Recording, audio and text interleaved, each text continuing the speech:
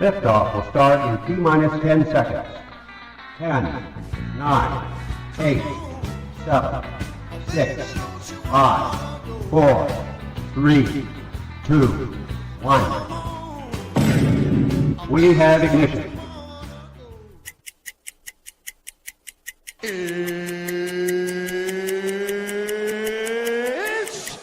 time! Seconds from Game 7 or from championship number 6. Jordan, open, Chicago with the lead! Behind the screen, Harper got a piece of it, it comes off. The Chicago Bulls have won their 6th NBA championship. Tying run at second, 2 out, Palmero over the head of Jenks. Uribe charges, throws, out! And the White Sox have won the World Series. To the far side around the 8-yard line to Hester. Under it, and to the middle of the 15, to the 20, break free of the 25, to the 30, to the outside, 40, midfield, 40, 30 to the post, 20, 15, Hester 5. For the 3rd time in 6 seasons, it's one goal achieved. The Chicago Blackhawks win the Stanley Cup. A little bouncer slowly toward Bryant. He will glove it through to Rizzo. It's in time, and the Chicago Cubs win the World Series.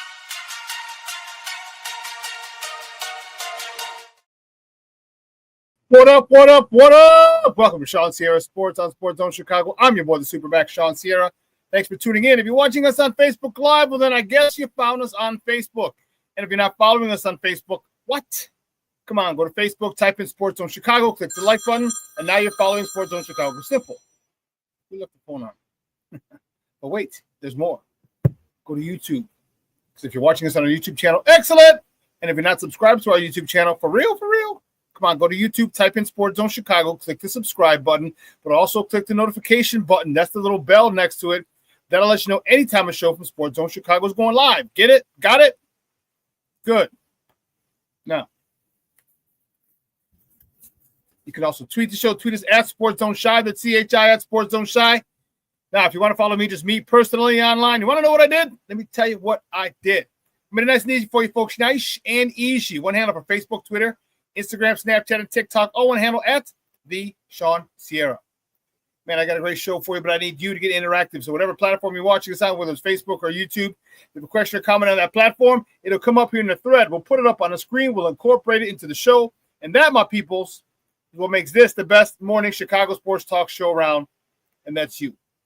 So bring them all, baby. Questions, comments, smart-ass remarks, because ain't nobody scared over here. Like The Rock said, baby, don't sing it. Just bring it. Let's check out the chat. It's jumping already. My man Armando Emeterio, Lara Junior's in the house. What's up, Papa? Oh, man, Junior is in the house. Thank you for tuning in. Cornelia Squall's checking in. What up, Shawn Sierra sports fans? Both Kurt Warner and Ryan Fitzpatrick are saying that overthrow of DJ was not Caleb's fault.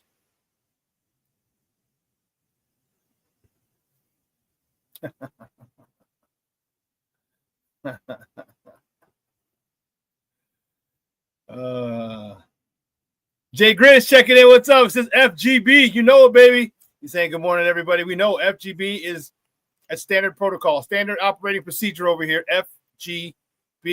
Mr. Southside himself. Mickey Ficky, TGIF, and Bear Down. FGB from Marshawn Walls.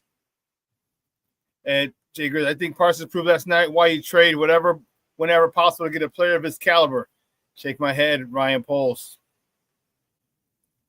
Yeah, the thing that worries me, I'm wondering how serious his back issue is.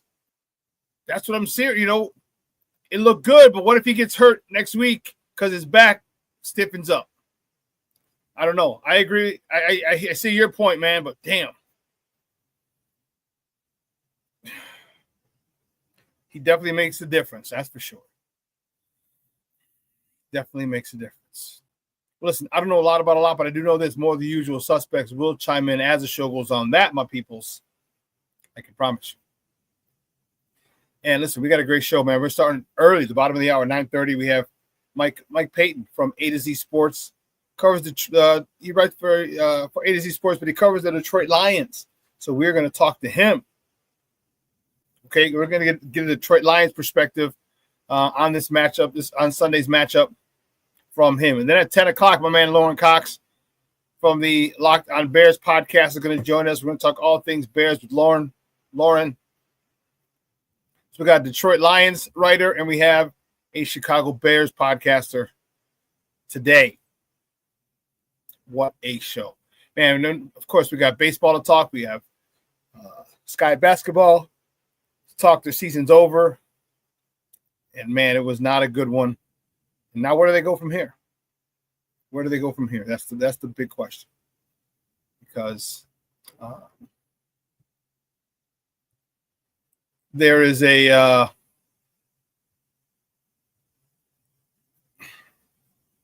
lot going on in dealing with Angel Reese.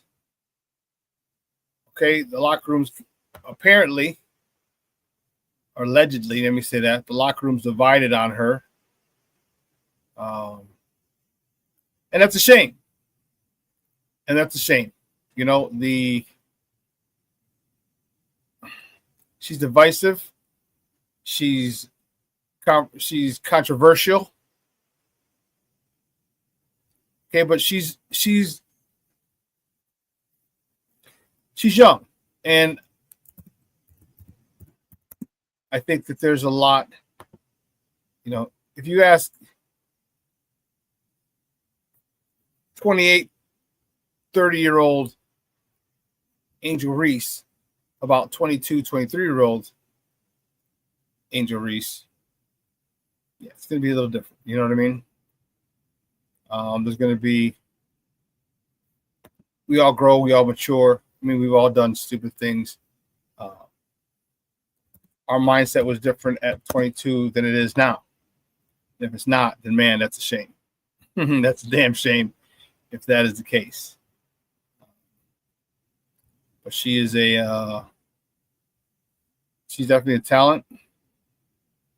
And I hope they're able to figure something out. Did they trade for her? You know, I did see something where it said that but it's online, and I didn't confirm it. They didn't post a source. It's talking about that they're going to take trade offers. If that's even remotely true, that would suck. That would really, really, really suck.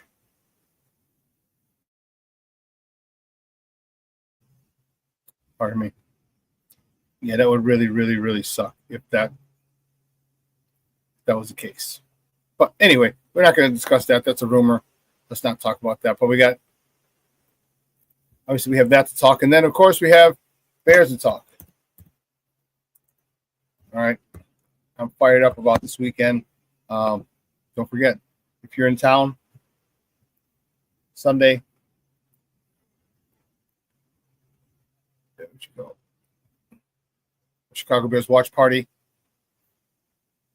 All right, we have a live halftime and post-game shows. All right, we got tons of Sports Zone Chicago swag giveaways throughout the game. After the post-game show, we have a DJ. We have DJs. It's going to turn into a party. It's going to be lit. That's all I'm going to tell you. It's going to be lit. If you never partied with me, woo, Charlie. Man, I got Julio Sierra. I got Hirsch. Got some other DJs coming. It is going to be lit. That's all I can tell you. That's all I can tell you, baby. It is going to be one heck of a show. And we're old. All right, so we got to get our daytimes in. So we'll be there at 11:30, 12 o'clock. I'll be there about 11 or maybe 10:30 before it'll even open, just for sound check and everything. But, you know, we got to party early. You know, we got to be done partying by 6, 7 o'clock so we can go home, knock out, and then we are good. We are good. We will be good for, you know, to wake up Monday morning and get to work. You know what I mean? We're old. It happens. It's got to adjust. That's what we do. So, hey, let's get it cracking, baby. You know how we do the first segment of every show is called Top of the Morning. It won't come just when you want it.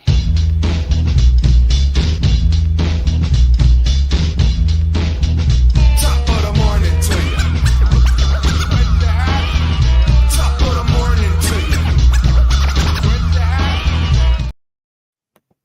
Let's see. Which way do we go? Which way do we go? Which way do we go? I know where we're going. You know where we're going. Yes, baby. Yes. Let go. First, top of the morning topic. The White Sox, the good guys from the South Side. They beat up on the Tampa Rays 5-1. Take that series, their third series in a row. That's what I'm talking about, baby. The good guys. They waited a little too long, but they're coming around. Shane Smith was on the bump for the Southsiders. He got the win. He's 6-7 on the season. He went 5 2/3, 4 hits, no runs, 1 free pass, 4 punch outs. Coastal Montgomery 1 for 4 with a double. He drove in 2 RBIs, his 48th and 49th of the season. Kyle Teal was 1 for 2, driving in 2 RBIs, his 30th and 31st of the campaign. I'll tell you what's really exciting about this squad. 1, they don't quit. Okay, but 2, they're all rookies. Let me rephrase that. 2, there are an awful lot of rookies on this team. Coastal Montgomery, Kyle Teal, Chase Mydroff, Edgar Caro, Miguel Vargas. I know Lenyn Sosa's not a rookie, but so we have there's a lot of people on this team that are very, very young. You talk about building something, that's what we're talking about. That's what we're talking about. Junior says Reese wants to be an influencer more than a basketball player. I disagree. I mean, you can't deny she goes to work. You can't deny she busts her ass. She battles down low. We'll talk about that in a second. Bears Country Productions. That's my man Showed. Hey, top of the morning to you. He's like, oh, damn, wrong account. That's all right, bro. That's fine. That's cool. Hey, Shorty, I really appreciate the shout out and the pubbing of the Bears watch party on Sunday. I really, really appreciate it. Like I said, I look forward to meeting you in person. Sure. So what time should be there? By 11? Get there around 11:15, because the place opens at 11.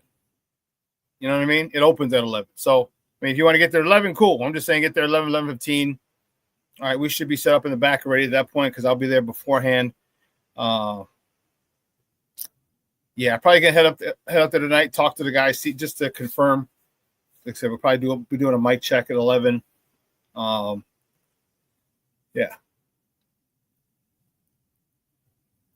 Really looking forward to meeting you, buddy. It'll be nice. It'll be cool. But staying with the Sox, the White Sox travel to the land. They go to Cleveland for a weekend set. First pitch today is at 6:10 p.m. Central. You can catch that game on Chicago Sports Net or listen to it on their flagship station, ESPN 1000. That's 1000 a.m. The probables for today's game, Martin Perez, he's 1-4 with a 3.15 ERA for the Southsiders. Going up against Tanner Bisbee for the Guardians, he's 9-11 with a 4.69 ERA.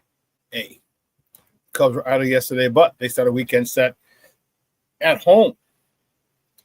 All right. I don't know if the Rays made it. The Rays took the red line from 35th to Addison.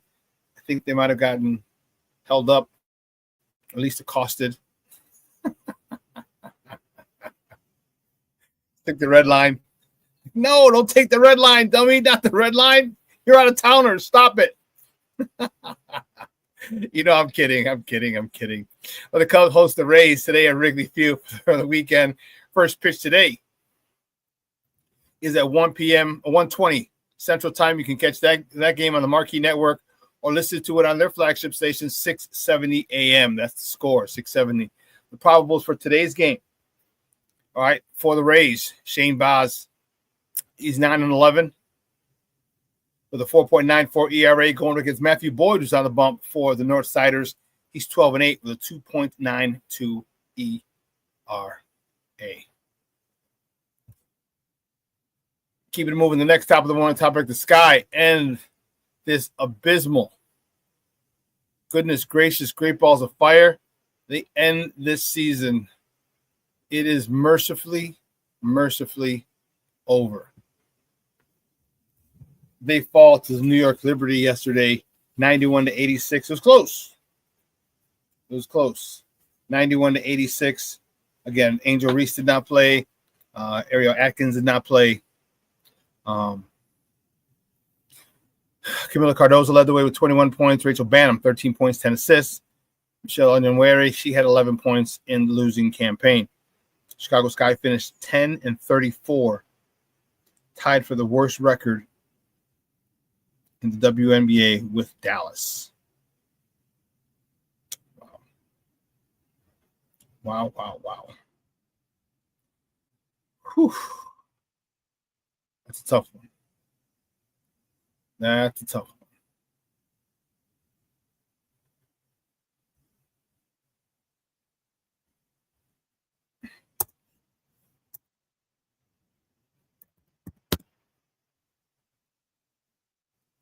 next top of the morning topic, the Bears.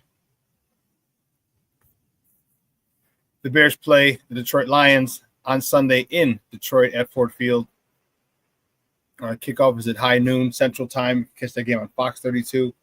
Please disregard the flyer. Says ABC 7. This game's on Fox 32, and you can catch it on their flagships or catch it on their flagship station, ESPN 1000. That's 1000 a.m.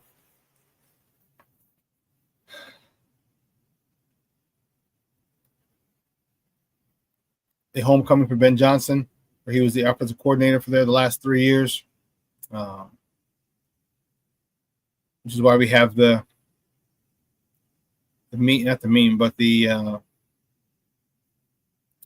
background. You saw the background back to Motown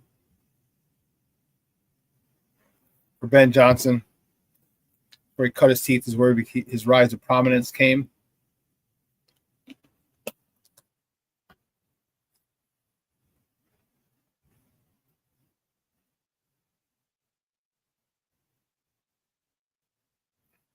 Shawn says, thank God the nightmare season is over for the Sky. Yes.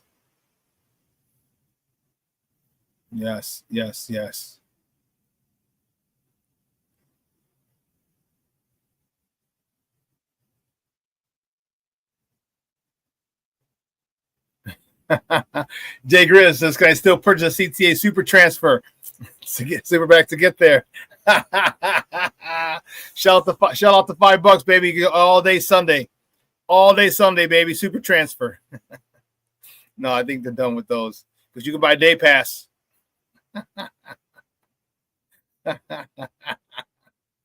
Jay Grizz, you know we old when we talk about super transfers. You know we're old.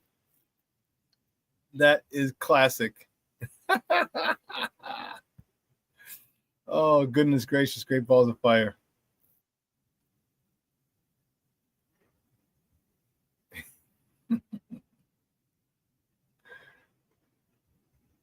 So, White Sox are playing well. It's the last 3 series. And remember, that's what did I say? You don't got to win 5, 6, 8 in a row. You do not. You do not have to win.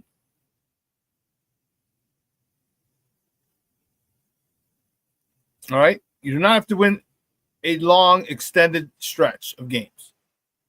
Just take the series. 2 out of 3. 2 out of 3. Win, lose, win. Win, win, lose. Lose, win, win. Doesn't matter. 2 out of 3. And your win total doubles real quick, fast, in a hurry. Quick, fast, in a hurry, it doubles. Okay? And the White Sox they have the best record since August 1st. Or they're tied for the best record since August 1st. Right now, the White Sox, in their last 10 games, they're 8-2. This is what I'm talking about. See? 8-2. All right, they've won 2 straight. They're 57-90. That's 147 games. 15 games left for 162. All right, they need 6 wins out of these 15. 6 wins will give them 63 wins, which will eliminate them from the 100 loss season. 6 wins out of these next 15. All right. We're not even talking half. I mean, you can't in 7.5, but you know what I mean. And that's what we're hoping for. All right, let's get a couple this weekend, make it 4. After Sunday, make it 4. All right, you know what? This is how good they are. This is how exciting they are. I might even go back to the game. I might go to the game on Tuesday against Baltimore, the last Tuesday game here. I might go there. Why? 1, just to see the boys. But 2, it's $5 menu. It's a $5 menu. I ain't gonna bullshit you. When I went last week with Ken, when I met Ken Davis and Emilio Bucks up there, I ain't gonna bullshit you. That $5 hot dog tasted better than normal. The $5 slice of pizza tasted better than normal. The $5 nachos tasted better than normal, and the $5 pop tasted better than normal. So I might just go again on Tuesday, just for shits and giggles, $5 menu. So, but anyway, listen, we're going to take a quick break. On the other side of the break, we're going to welcome first-time guy Mike Payton from A to Z Sports. Going to give us a Detroit Lions perspective. All right, the Lions are coming off a tough loss to Green Bay, who won again last night, Sons of Biscuits. And they do not want to start off 0-2, 2 losses in the division if they have Super Bowl aspirations. We're going to talk to Mike Payton about and get their perspective on the other side of the break. So do me a favor. Don't go anywhere, folks. Keep it locked right here. ShawnSierraSports on Sports Zone Chicago.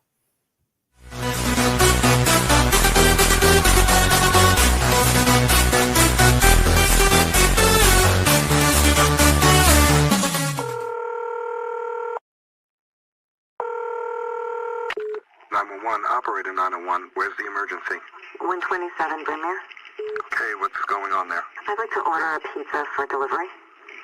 Ma'am, you've reached 911. This is an emergency line. Large with half pepperoni, half mushroom. You know you've called 911. This is an emergency line. How long it'll be?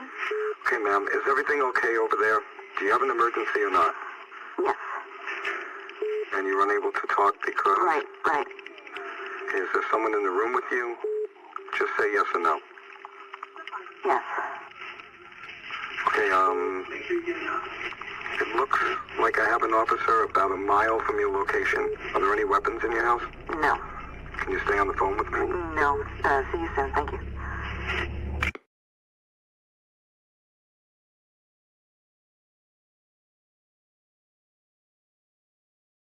Every day, we take steps to keep the people we love safe.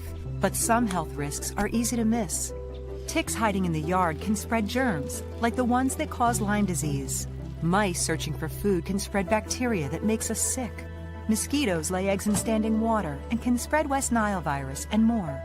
Cockroaches are drawn to water in the home, leaving behind allergens that can trigger asthma attacks.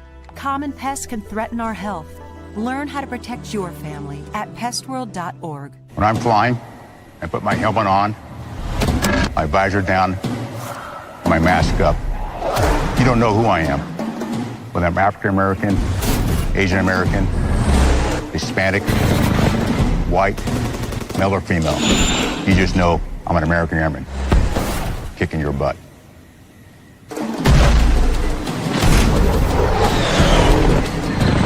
I'm General C.Q. Brown Jr. Come join us.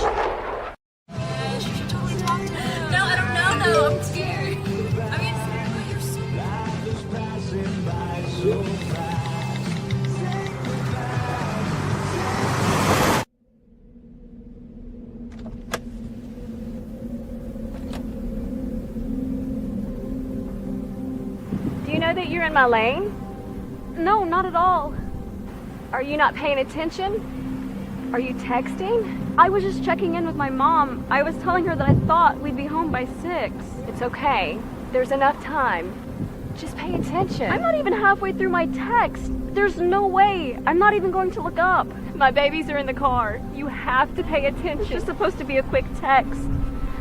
I'm so sorry.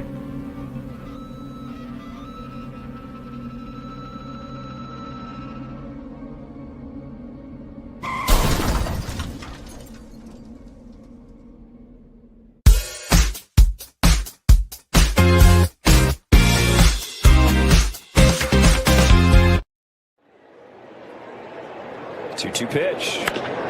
Ground ball up the middle into center field. Mydroth scores. Meade, he is waved home. The throw offline. And it's the Sox striking first. A 2-run single for Colson Montgomery. The Sox All-Star is up over 60 pitches now. As this one, oh, what a grab by Mydroth. Just go up and get it. Taylor high in the air. This one to right center field. Simpson backing up. Continues to go, and he can't make the play. Carroll's going to be waved in. The throw is bobbled with the cutoff. And the Sox now take a 3-0 lead. Welcome back to ShawnSierraSports on Sports Zone Chicago. Those clips courtesy of Chicago Sports Network. Those were the good guys from the South Side yesterday, laying the smackdown on the candy asses of the Tampa Rays. Send them up north. Send them up north. Here's a red. Hey, take a trip on the red line. It's about 5-6 miles. Get your ass kicked this weekend. Like I told you, just win series. That's all we need to do. Just win series. That's it. And that is what I'm fired up about. I love it. And 6 more wins, is that what I said? To avoid a 100-loss season yet again. So looking forward to my boys. Avoiding that 100-loss plateau. That's a little embarrassing. A little bit. But we're going to switch gears. My first guest, first time on here. He covers the Lions for A to Z Sports. All right. You can I erase that. Son of a biscuit. He screws things up. You can find him on Twitter at A_Payton. Guys, just welcome ShawnSierraSports for the first time, Mike Payton. Mike, what's up, buddy? How are you? Good, Shawn. How are you? Not bad. Not bad at all. Thank you. Thank you very much for your time.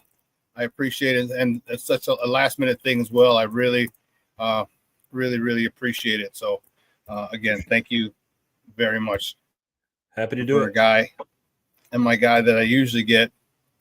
He reached out. He's like, "Oh, I can't do it today." But I was like, "Oh shit!" So I'm glad it worked out, man. I'm glad it did.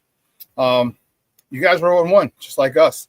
You have a loss in the division, just like us. How are you guys looking at this particular game?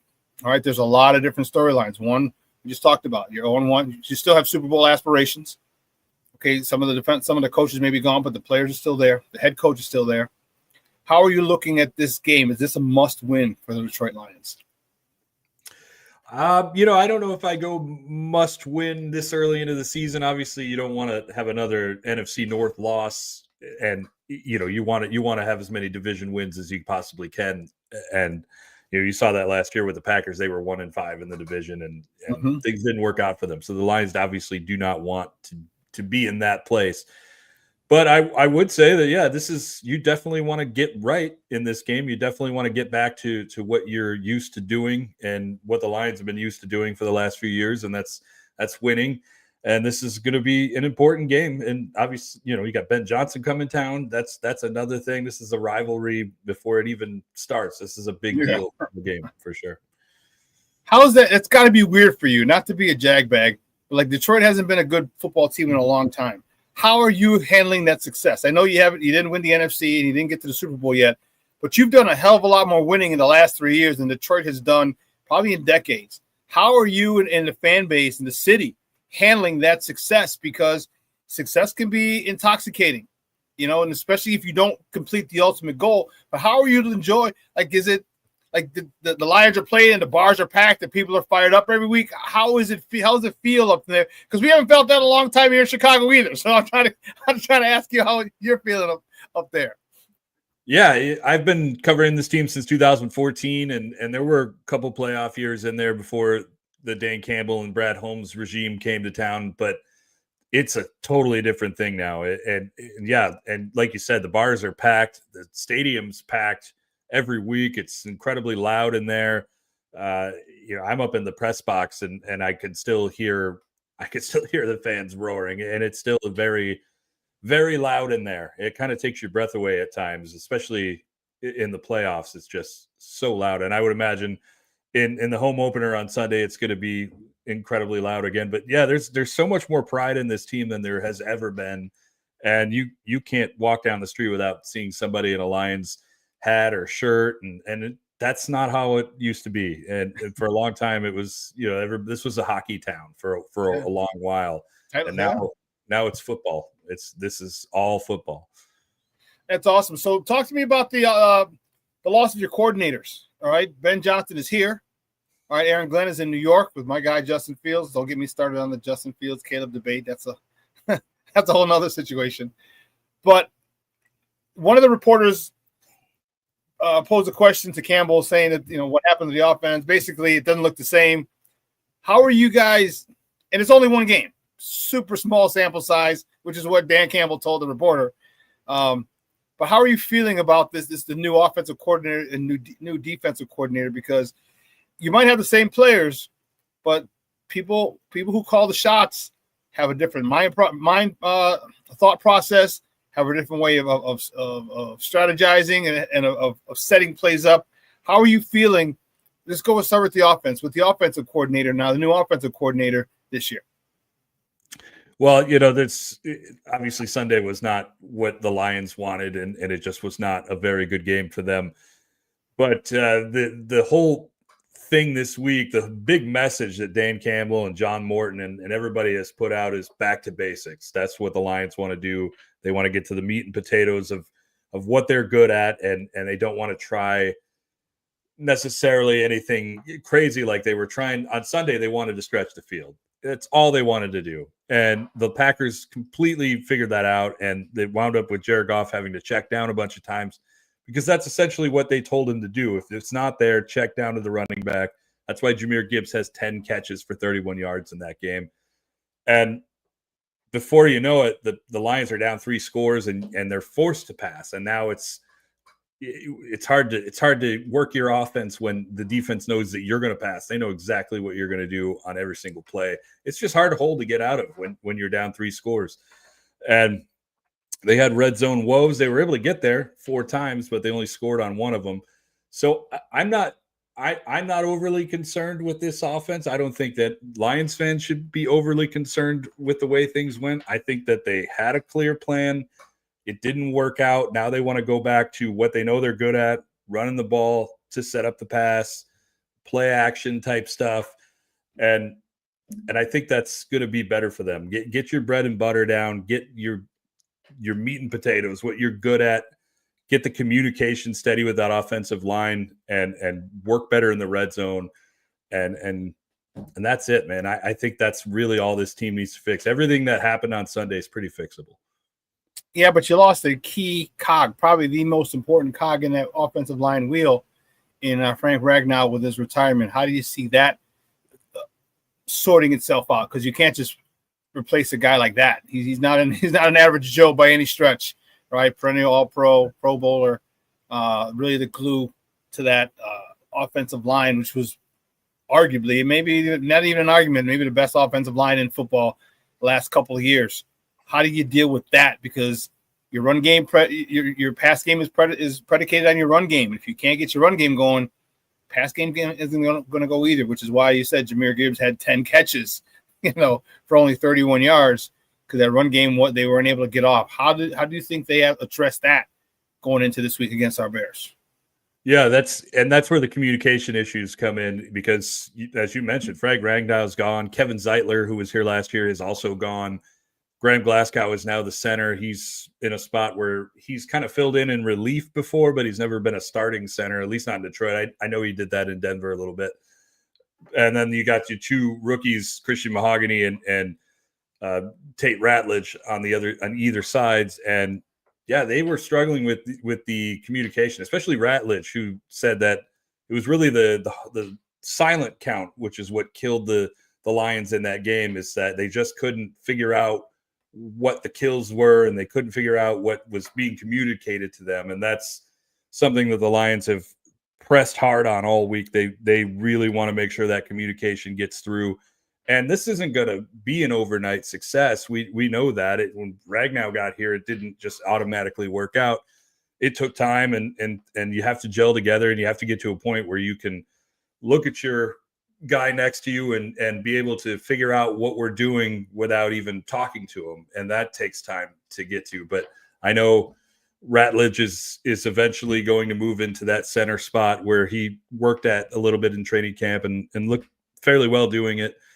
And they'll probably draft another offensive lineman in this year's draft or somebody in free agency. But it's going to be a process. But so far, you can't hate what you saw this summer. Week 1 was bad, but this summer they looked pretty good against the Texans and Dolphins, who both came to town for joint practices. Guys, we're joined by Mike Payton from A to Z Sports. Covers the Detroit Lions for them. We're talking Lions Bears right here on ShawnSierraSports on Sports Zone Chicago. Again, sticking with the run game, you got David Montgomery, our former running back, and Jahmyr Gibbs. How do you think that's going to go up against our defensive line? We had some issues defending the run last week. Are you guys going to stick to it and pound it to kind of set up your play action, or how are you going to attack our defensive line with your run game? Yeah, they're going to run. They're going to run the ball. That's their main prerogative. Is the thing they love to do more than anything. And with communications errors hopefully fixed and the missed assignments hopefully fixed, they are definitely going to be looking to establish the run. And once they do that, it's pretty hard to stop, as we've seen in recent years. It's a very good group. It is a group, and like I said, we're very familiar with David Montgomery. Say you can establish the run. Talk to me about your wide receivers. You got a couple of good ones and a pretty damn good tight end too. I'm on Ross St. Brown. You have Jameson Williams. Talk to me about that, and are they ready to be unleashed this week? They were again held. They were kind of handcuffed last week against the Green Bay Packers. Are they looking forward to this meeting with their former play caller, Ben Johnson? Well, we know Amon-Ra St. Brown is. He's been talking about it all week. He went on his podcast. He said he was going to boo Ben Johnson himself, and I'm sure he's kidding. Like, they are obviously very close and have maintained contact through the off season. But yeah, he's going to boo a little bit. And St. Brown is, we know how good he is. This guy is a sure catch 99% of the time. I think they're going to try to definitely scheme him open and do all the things that they like to do with him. And I know they would love to stretch the field and take the top off with Jameson Williams. I'm interested in Isaac Tesla. He's going to be more involved this week, and he kind of brings a whole level to the offense that this team hasn't really had before, with the ability to kind of have a high point in the end zone, contested catches, that sort of thing as a wide receiver 3. So that could open some things up. And then Sam Laporta, as you mentioned, he was the one bright spot of the offense in week 1. He had a pretty decent game. So we'll see what he can do to continue to build on that. Defensively, you got Aiden Hutchinson back from injury last year, and that really hurt big time, although you still did well in the playoffs. How do you see us attack? How is your new defensive coordinator? Because I haven't done a deep dive in it. Is he aggressive? Is he a lot of man? Is he a lot of zone? Talk to me about your defensive coordinator first, your new one. Yeah, it's Calvin Shepard. There's going to be a lot of 2-man. He was here with the Lions since 2021. Everybody knew after the Lions were in Hard Knocks in 2022 that he was going to get this job eventually. And once Glenn left for the Jets, it was a no-brainer. They promoted him immediately. Basically, they interviewed one guy, but he's a lot like Glenn in the sense of what they're going to run. A lot of 2-man. He's a little bit more aggressive in terms of trying some new things. Like last Sunday, they tried to drop Hutchinson and Marcus Davenport into coverage. That was a horrible decision. So hopefully he never does that again. Kind of seems like he won't. According to some comments from Hutchinson this week. But Yeah, he's going to blitz. He's going to bring pressure. He's going to try to get his guys free. I know Hutchinson is going to draw a double team every time because you got to respect a player that good. And monster.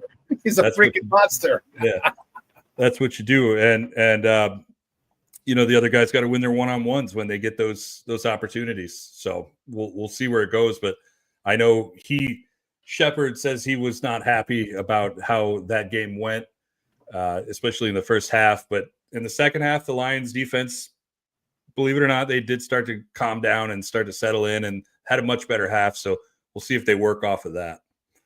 Yeah, I don't understand. Sometimes coaches try to be the smartest guy in the room and they just do dumb shit.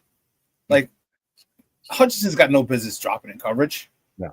Right? You know what I mean? Like he made his bread and butter in Michigan. He made his bread and butter, last year. All right. Moving forward, rushing the passer. And you want to take that away? Like it just boggles my mind why so many coaches like to reinvent the wheel and just try and be the smartest guy in the room when sometimes the low-hanging fruit is the best option. It just boggles my mind. But I'll tell you this. I hope he drops Aiden Hutchinson into coverage a hell of a lot on Sunday. I'll tell you that. Yeah, I'm sure every team would love to see that.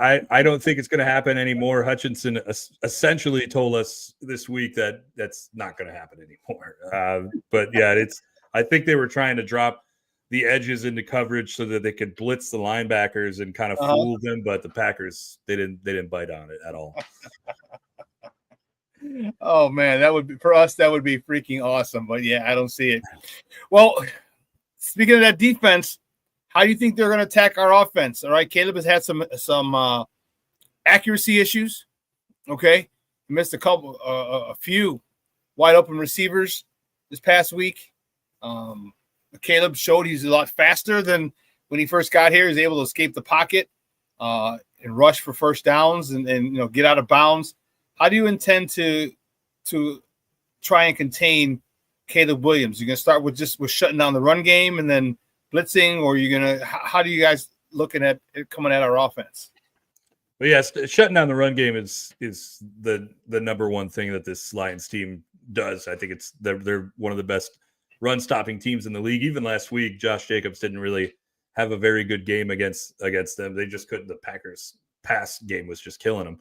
But, yeah, they're going to go after Swift and make sure they stop that run game. But I think the number one thing they want to do is put pressure on Caleb Williams. As you mentioned, he's got some accuracy issues, and I don't have to tell you guys that there are some weird decisions he makes sometimes when he has pressure. He kind of makes some erratic throws that maybe are not good ideas, and those that leads to interceptions or murder balls for some of his receivers who get ask DJ Moore immediately. Yeah, so. Yeah, putting pressure on Caleb Williams is definitely going to be the number one thing this team wants to do, and that can be hard to do. Like you mentioned, he's mobile, and the Lions have had struggles with mobile quarterbacks in the past. Even Caleb last year in the two games that they played against him. But pressure and they want to be better at coverage. Well, we're going to try and run the ball. All right, obviously Dan Ben Johnson very well up there, and we revamped our interior offensive line. All right, two guards in center. We didn't run the ball as much as we should have last week.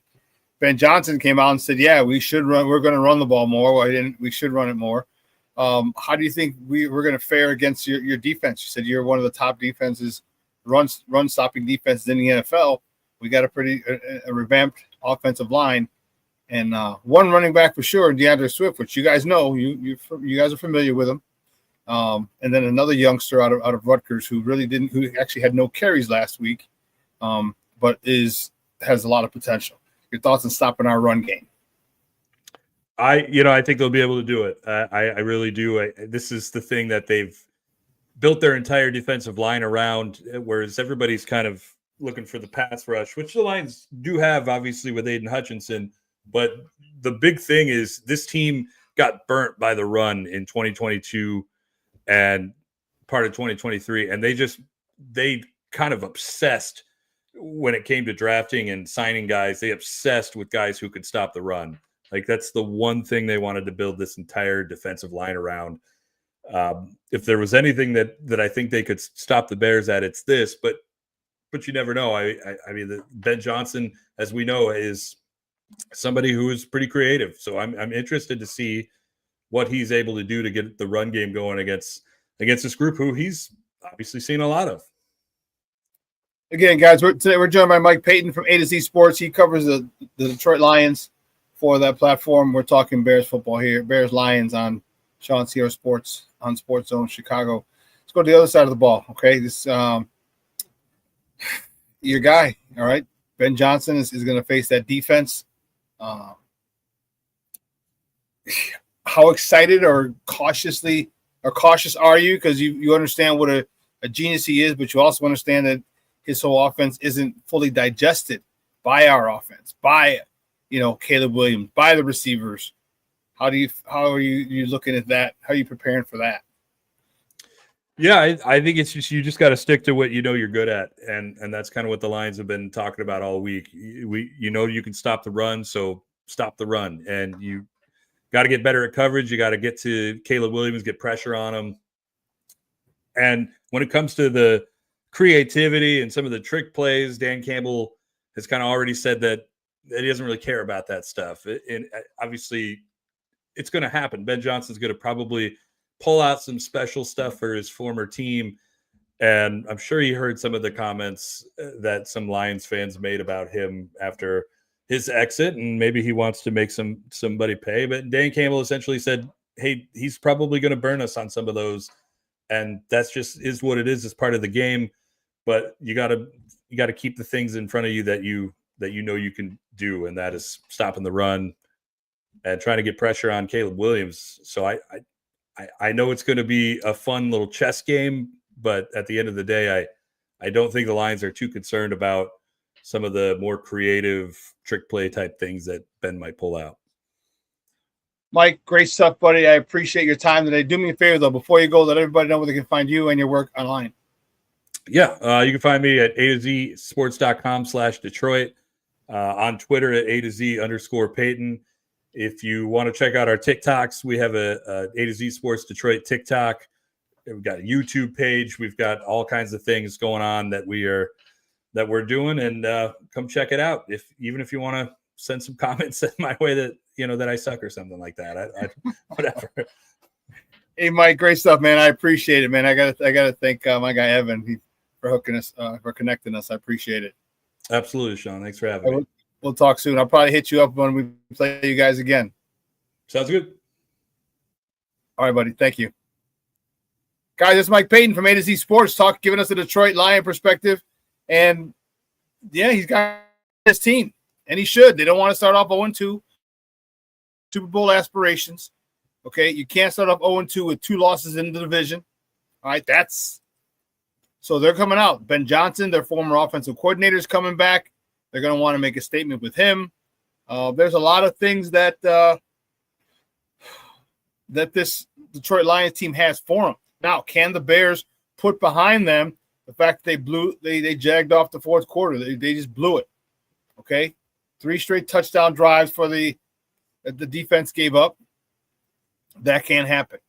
All right, hopefully they've learned from it. I'm a little leery about the defense. A little leery. Okay, I just am. TJ Edwards should be back. I believe he was improved on the injury report, but yeah, I don't know. I'm concerned with their defense. Let me just say, I'm more concerned with our offense, and then stopping Aiden Hutchinson. Yeah, that's my biggest issue. Stopping him. And he's most likely going to be lined up predominantly over Darnell Wright. So Darnell is going to have got a pretty stiff challenge again ahead of him this week. So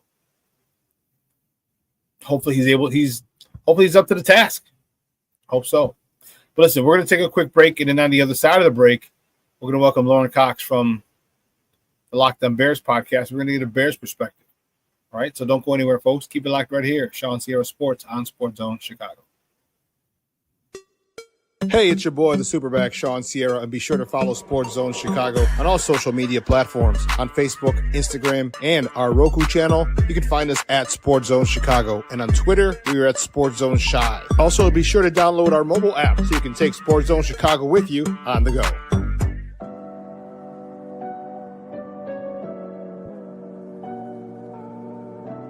How do you take care of your mind health? For my mental health, I meditate in the mornings. I have my dogs. They're the best. I just find ways that help me just relax. Finding things that make me happy, like being close to my family. I meditate a lot and read books. I have hobbies outside of the game. I'm able to switch off. I'm able to turn my brain off from the game of basketball. Your mind health matters. Your mind health matters.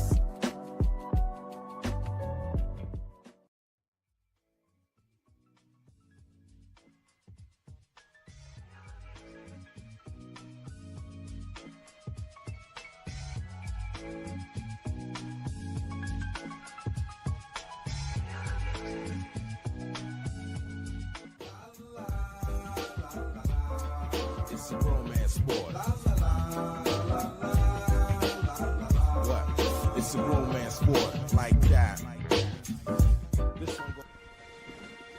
Your Marine Corps' way of life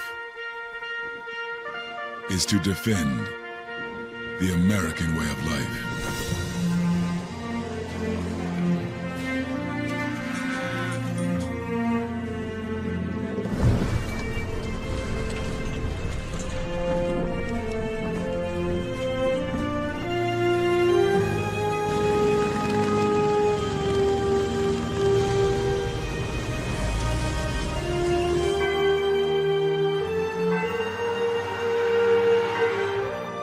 Every day, no matter where we serve, we take a stand for our nation, for each other, for us all. The few, the proud, the Marines.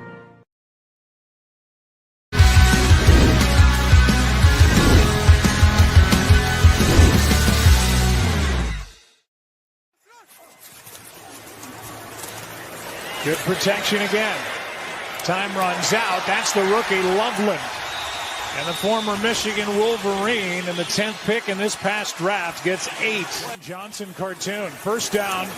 Williams has started 9 for 9. How about 10 for 10? How about DJ Moore? You're going to wait longer for the cartoon. First down at the 31. Throw of the night. You're going to see that Moore comes off the ball. He gets jammed up a little bit, so the timing is off. And Caleb then in the pocket, he's got a double hitch just to get the timing back on it. But he knew exactly what he had with the... 2nd and 14. Williams' time runs out. Caleb on the move. Nice spin as he got around Byron Murphy. Welcome back to Shawn Sierra Sports on Sports Zone Chicago. Those clips courtesy of ESPN. The boys on the lakefront on Sunday, the Bears. A tough 27-24 loss. Man, that was, I don't know about you, but I was cursing at the TV. I was mad as a mother, Hubbard boy. I'm telling you. as were most of Bear Nation. Speaking of the Bears, let's bring in my guy, good friend of the program. He covers the Bears. He's the host of the Locked on Bears podcast. You can find him on Twitter at Cox Sports One, like Fox Sports One with the C. Guys, just welcome back to Shawn Sierra Sports. Lorin Cox. Lorin, what's up, buddy? How are you? Hey, man, doing well. Excited for another game so we can put that last ending behind us. Man, I'm telling you, we need to get that evil stench off of us because that was just, whew. Yeah, that was frustrating. Frustrating. Go to the 800-pound elephant in the room. All right, Caleb's had some issues, missing wide open receivers. His accuracy is a problem. Are you concerned? I think yes and no, right? I am concerned in the short term, but not as concerned in the long term, in the sense that I think it is and was a real problem in week 1 and something that absolutely does need to be corrected and was a significant contributing factor to their loss, right? I mean, like that there's no sugarcoating that Caleb Williams absolutely needed to be better, and those missed throws were super detrimental to the winning. It's not, you can't excuse those.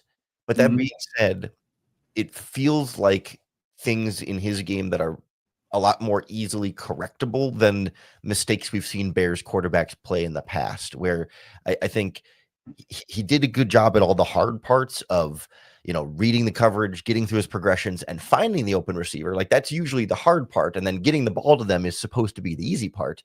And so the fact that he's been able to do the hard parts well, and the easy part is what you need to correct. I mean, to me, it seems a pretty simple, footwork and just kind of slowing him down an extra half second so he's not rushing it. It seems like he kind of like he was trying to look off safeties, and then he'd get to his read and just fire it in right away, and not like, not that you have to take a full second, but just not letting it kind of come to him naturally, just trying to force it. It's like just make the easy throw. Don't have to make it anything more than it is. And I have confidence in their ability to correct that more than I would have confidence to correct, like, if it was bad decision making or bad processing, but it doesn't seem to be the issue.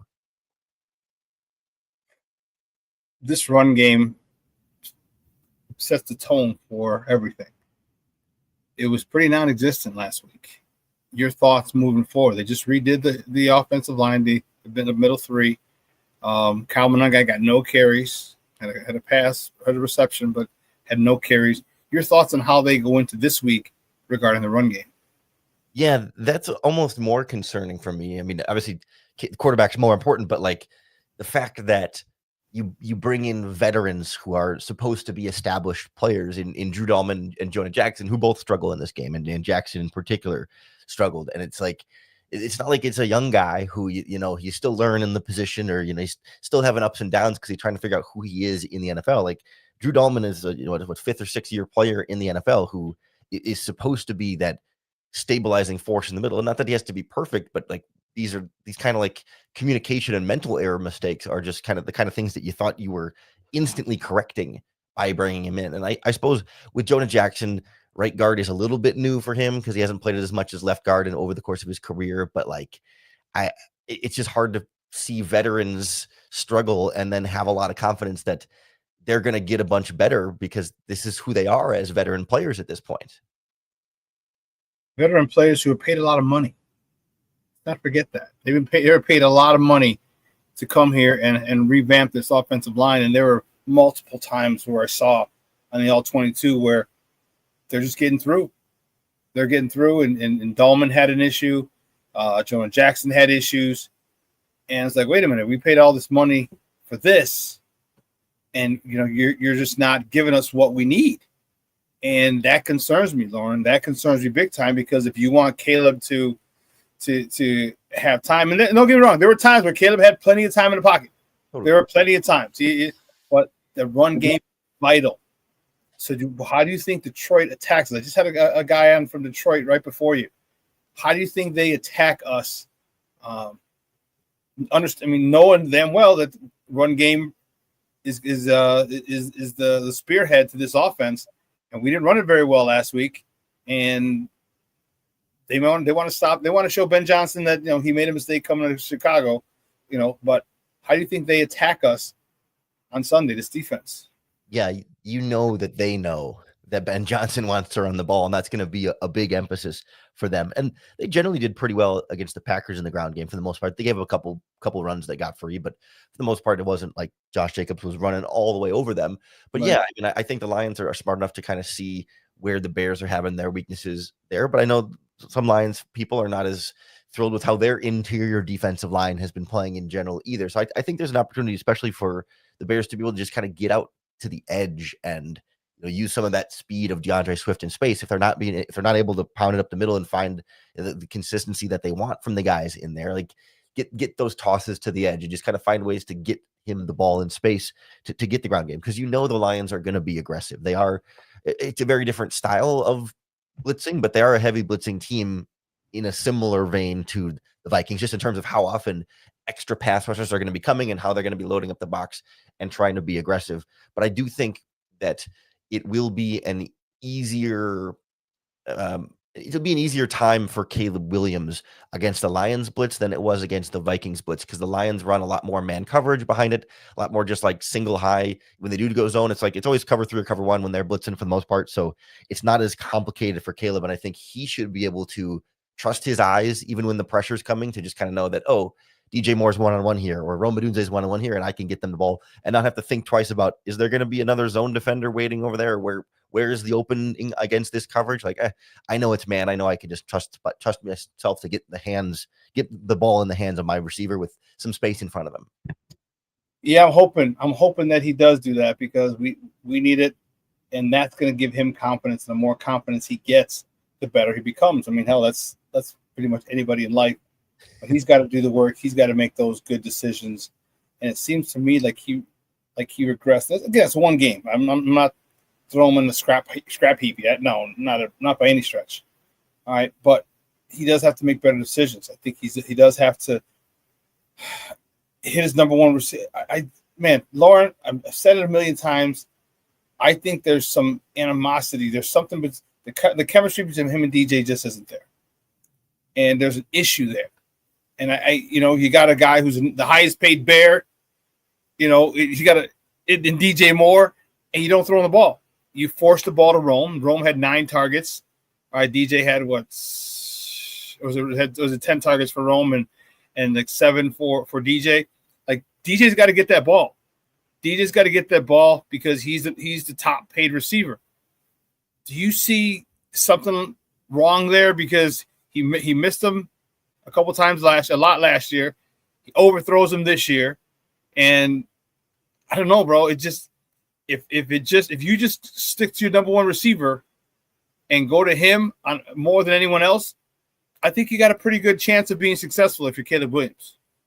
Yeah, I mean, it's kind of striking to me that Olamide Zaccheaus comes in as a free agent, and by the end of the preseason, like, he and Caleb Williams seem to be dialed in and locked in. Like, the guy who's been here the least amount of time very, very quickly seemed to be able to get on the same page with his quarterback and be, a little bit of a quarterback's best friend. I mean, obviously we haven't seen that in the regular season just yet, but that was one of the, we saw it throughout preseason, and one of the storylines throughout training camp was how quickly a brand new receiver has come in and built that. And to be fair, they're leaving Olamide Zaccheaus in the slot. He's working underneath over the middle. Like, those are throws that are that require less precision on the timing and is easier to kind of work through. Like, some of that's more about the role than the player, whereas like they're having DJ Moore run all over and go deep and full route tree now in the backfield. And so I can understand that there is a more complicated football relationship between DJ Moore and Caleb, just insofar as what they're asking DJ Moore to do and for Caleb to find him. But every time we get a little freelance route and stuff like that, like, we're not seeing them be able to connect and build that. And it's like, this is DJ Moore, of all people, should value building that connection. I mean, this is the first season he's had the same quarterback for 2 years in a row in his career. Every year he's had a new quarterback except for this year. So you would think, of all the people, he would be the one who's like the most locked in on saying, finally, I've got a guy who I can build a rapport with and some familiarity. And it's surprising that has had more struggles than it should. Very surprising, because he's a game changer. He's a dude that you can count on. He's a dude that he's a dog. Steve Smith said when they drafted him, they said they haven't, ever since I retired, they failed to replace me until now. And he saw the talent in DJ. He knew what DJ could do after watching him. And I think it would behoove Caleb to start targeting him a little more, because that dude's going to get you some yards. Let's talk about some of the other guys, though. I mean, Luther Burden is a guy that we thought could probably play the slot and use his speed, but he hasn't been. Again, one game. So I'm not saying he hasn't been utilized. It's all season. It's one game. Do you see him getting a bigger role? Zaccheaus, we talked about him having a good connection with Caleb to start off the season, and then Rome. Rome seems to be his BFF, and continue to throw the ball. Talk to me about this other wide receiving core and how well you think they can do on Sunday. Yeah, so I mean, I'm not surprised that Luther Burden's role is small to start, just given how much time he missed early in the offseason, and then some of the stuff, especially at the beginning of training camp, where it seemed like he was always going to be slower rolling here, and that's okay when you have DJ Moore and Rome Odunze and Zacchaeus playing well, and then two tight ends that you really like as well. That you don't need your number 4 wide receiver to be a bigger role there. I mean, obviously, you could become the third or whatever, but you've got the luxury of saying, hey, we've got enough weapons to be able to get by without him having this huge immediate early impact here. I do think generally this Vikings opponent last week, like as a game plan against Brian Flores, like I think in a lot of ways that hijacks some of what Ben Johnson would maybe ideally like to do from an offensive game plan. The defense forces you to adjust in a lot of ways that I think the way we saw the Bears attack the Vikings through the air wasn't necessarily how Ben Johnson would do it against a normal opponent that's not blitzing you 60% of the time and throwing a bunch of complicated zone coverages behind it. So I get this feeling like we're going to see guys get a little bit more involved as the season goes on, just because they can open up the playbook a little bit more. And I think Ben Johnson's really going to want to push for more explosive plays. And I think when you think about downfield explosive plays, that's going to be Rome Odunze and that's going to be DJ Moore, the two of them more than anybody else. I think generally speaking, tight ends they're going to be up the seam every once in a while, but not quite, explosive plays all the time. And Zacchaeus underneath, like those guys are the checkdowns and security blankets that help open up those explosive plays to your two receivers on the outside that you're really excited about. And I wouldn't surprise me if at some point Luther Burden gets one of those too. Like it's going to be a flash, but not like a every game, every play kind of role. But I think they'll dial up a package or a play here where they take Burden's speed, up the middle or across the field, and Caleb connects with them on one of those deep bombs.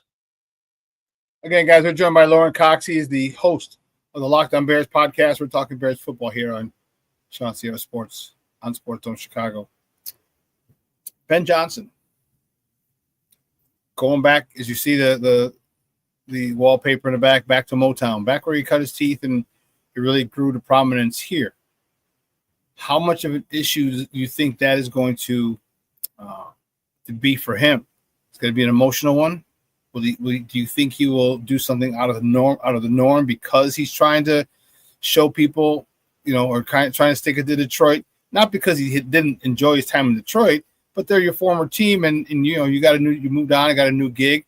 But if you get a chance to stick it to him, you will. Do you think he will be doing too? Think he's going to try and do too much? Yeah, that'll be a good head coach test for Ben Johnson, right? Like we think we kind of know what he is as an offensive coordinator, but like the specifics of being a head coach, how he handles that. Because I think he's going to be intentional about trying not to make it all about him and trying to downplay all of that. But you just wonder if there's something little that might slip through the cracks there where he'll let his emotions get the better of him in one area as just part of the learning process of being a first-time head coach. I think about last week against the Vikings when he's got the guys in his headset saying, hey, don't throw the challenge flag. I don't think we'll get it. And he throws it anyway because he just was feeling it and trying to feel out the vibes there. And that's probably didn't cost them the game, but it certainly didn't help. and so I'm willing to give Ben Johnson some patience with those kinds of things that he just hasn't had the experience as he's never been a head coach before. And same thing when you have kind of something personal about you as the head coach, but the whole team looks to you and you're in the front of the room, and how well you can manage that is, again, is it going to be the difference between winning and losing? Probably not, but it is something that over the long haul, you want to see a head coach be able to handle properly. And so Dan Campbell, his mentor, was always really good at towing that line perfectly of head coach is emotional and fired up, but I guess I'd say rarely did you see it hurt the Lions. I mean, I guess you could argue if he went for it on a fourth down, he wasn't supposed to. Did that hurt the Lions? But it never felt personal with Dan Campbell. It was oh, his personal stuff is hurting the Lions. So in theory, Ben Johnson's had a good role model to see how to get that close to the emotional spectrum without going overboard. Jared Goff was harassed, abused. They're going to want to protect him on Sunday. How do you think our defense goes about doing the same thing to him this week? Because as I said, they're going to try and run the ball. All right, and I'm a little concerned with that. Andrew Billings didn't really show up much last week. Obviously, to set up the pass. How do you think Jared Goff and his offense come out? You know, they were held under their, you know, they were kind of throttled last week. And let's not forget, they're still trying to stave off an 0-2 start against the division rival that your offensive coordinator just went to this team. How do you think this defense or this offense comes out? Yeah, I mean, it was a real struggle for Detroit in week 1. And I'm curious to see how much and how well they adapt. You know, do they just kind of say, well, you know, bad game, but our plan is good and we trust our guys, so we're going to just kind of keep rolling with it with trust that, you know, they got a young interior offensive line, rookie right guard, and a second-year left guard who's a former 6th-round pick. Like, maybe they kind of say, hey, we'll just settle those guys down and do our game plan week 2. But like against Green Bay, even with Micah Parsons there, they didn't leave in a lot of extra pass protectors to help the offensive line. It was a lot of 5-man protections, and that went about as well as you would think it would. So I'm the Bears, right? I'm absolutely loading the box and trying to shut down this running game whenever possible. I know the Packers did that. I think it's like 19 out of the 20 runs for the Lions had at least 7 guys in the box, and it was like more than half the Lions handoffs were 8 or more guys in the box. Like the Packers loaded up and shut down Jahmyr Gibbs and David Montgomery, and then in doing so, you can kind of disguise where you're bringing pressure. And once you get Jared Goff under pressure, then of course he has historically and famously collapsed pretty poorly under pressure and makes a lot of poor decisions. But he is really good against the blitz, so you don't want to be like too aggressive trying to blitz him, but you just got to make sure you can stunt and twist and confuse the offensive line without having to send extra pass rushers to get Jared Goff uncomfortable. And if I'm the Bears, I'm trying to take away those first quick read throws, make him hold the ball a half second longer, and hope that your interior pass rush in particular can get home. But without Grady Jarrett, that's going to be more Andrew Billings and Chris Williams rotating in with Gervon Dexter. So I wonder if we'll see Dennis Allen rotate the defensive ends inside more this week than last week, where Montez Sweat and Dio Dengbo were pretty much exclusively on the outside and didn't really kick in and rotate in all that much. Where are we bringing pressure from? Because Jared Goff is not mobile. All right, when he runs, it's like do-do-do-do-do-do-do-do. Like he's very sluggish. Where are we bringing pressure from this week? Because we need to get his ass on the ground. We need to beat his ass up is what we need to do. But we need to get him on the ground. We need sacks. Where the hell is Dennis Allen going to bring pressure from? That's the hard part, because when, like, for all of the narrative before that, you know, Ben Johnson's offenses were always so good against the Vikings blitz. A lot of that's Jared Goff. He's really, really, when you bring extra pass rushers, he's really good at knowing where to get rid of the ball quickly and find the open guy, and then let your playmaker, whether it's Gibbs or Laporte or Amon-Ra St. Brown, whatever, let them make plays after catch. Like Ben Johnson was good against scheming blitz, but Jared Goff is really good when you blitz him too. So like you kind of have to find a way to do it with 4-man rush. But I think then the key is exactly when and where and how and who you bring in that 4-man rush. Like Matt Eberflus too often would kind of just, we were just rushing our 4. We got, 2 9 techniques and a 3 and a 1, and everyone's just attacking their gap. And like, sure, you do that. Everyone has to do that sometimes. That's just sort of the standard. But like for Dennis Allen, I want to see them, line up, 3 guys on the same side, like a boss front, and have 1 guy, on the other side. And you can move around your players and you can walk linebackers up in the line of scrimmage and run those sim pressures where you still only rush 4, but it looks like a blitz. So the offensive line reacts like it's a blitz, but then you can free up better matchup. Like this is going to be something Dennis Allen absolutely has to focus on and really master here, to have more pass rush than we saw last week against the Vikings, because it really disappeared after they sacked J.J. McCarthy on those first couple drives. Jalen Johnson is playing. He's been practicing. He's playing. Your thoughts on, 1, his conditioning, and 2, who does he go man up with and travel with on this roster? Is it Amon-Ra St. Brown or is it Jameson Williams?